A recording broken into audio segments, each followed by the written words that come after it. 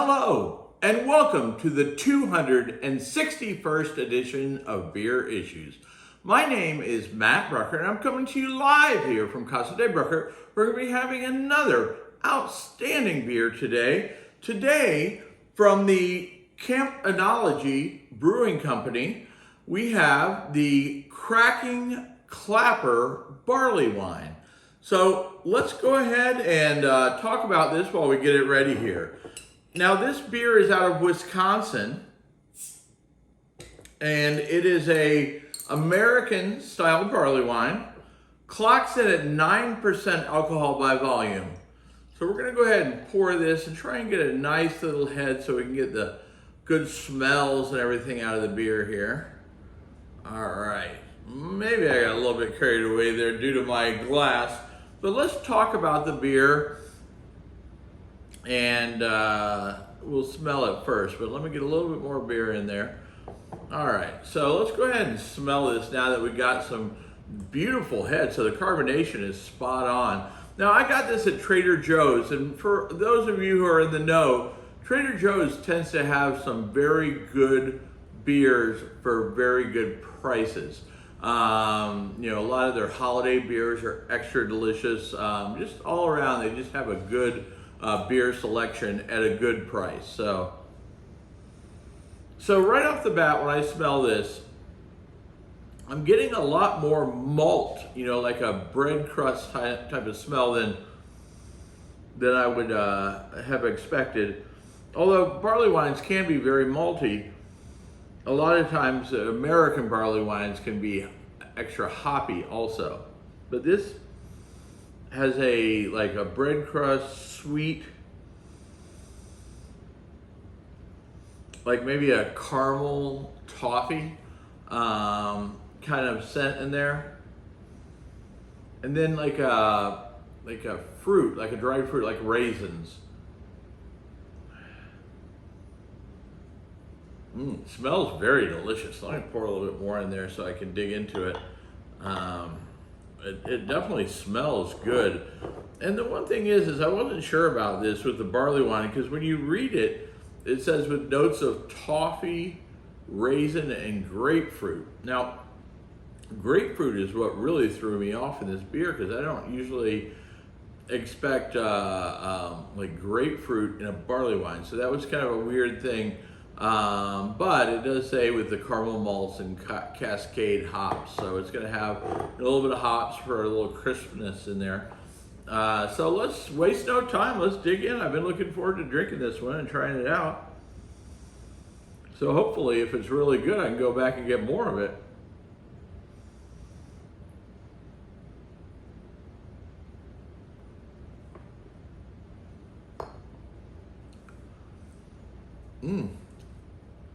That's nice.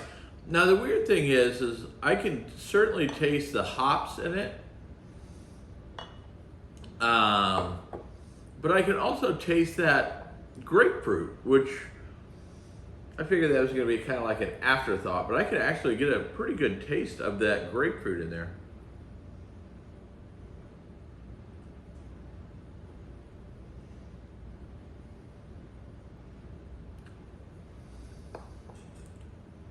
Now the grapefruit is probably coming from those cascade hops.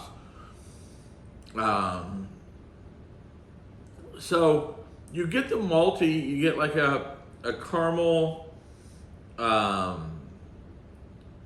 toffee type taste in there, a sweet, malty, bread-like taste, but you're also getting enough hops that it kind of, I won't say it overpowers the maltiness, but the hop grapefruit flavor is coming through pretty strong on this beer. I don't know, it's kind of not what I expected when I thought about the beer, but when I saw that grapefruit on there, I was a little concerned. But I think, like a lot of American barley wines, the English barley wines are much more malty and rich as to where the American barley wines are a little bit hoppier, okay? Now, over time, if you age these barley wines, these American barley wines, that hoppiness kind of fades off into a maltiness, okay? So that's why I typically will age an American barley wine. Like if you ever buy like Sierra Nevada's Bigfoot, buy a case of it and take it and put it away and don't look at it for several years and then drink it, because it's going to be a much, in my opinion, a much better product. Because some of that initial super hoppiness fades off into a malty deliciousness. This is,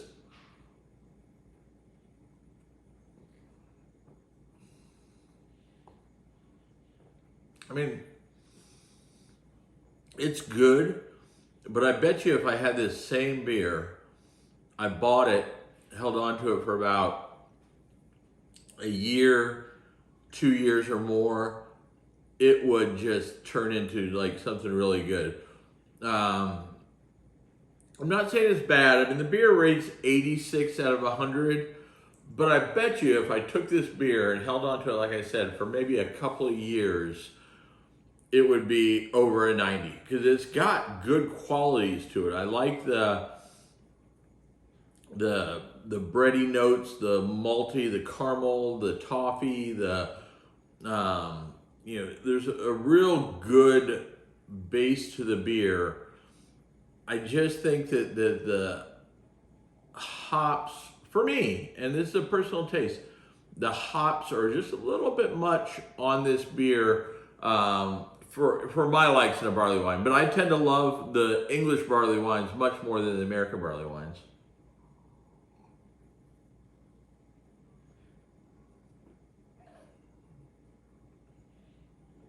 It's good. I'm not saying it's a bad beer. It's just I think I might be drinking it a little bit sooner than I should have. But that's good to know, because I might go grab one and take it and put it in the beer hopper and do a review on it in a couple of years and see if my prediction is correct. Because it's got all the qualities of a great beer. If there was just a little bit lighter on that hop, it would be golden. It's just, to me, it's a little bit hoppy for a barley wine.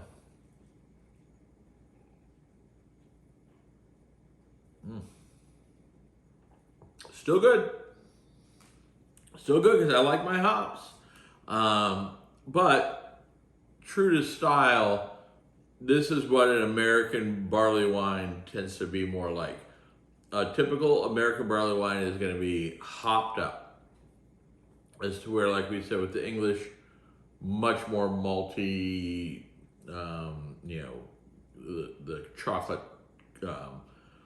fig, the caramel, all that. And you get this, that's in this beer, but the amount of hops in it takes away from that malty richness, in my opinion.